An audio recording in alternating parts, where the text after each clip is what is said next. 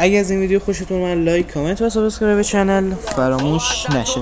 بریم برای ویدیو. خیلی خفنی با همه خوبا و بچه معروفا و همه بچه خوبا هم دوستی. این یکی ولی کشیری خشم. اصلا ایران نبود تو بودی، رپ نبود تو بودی.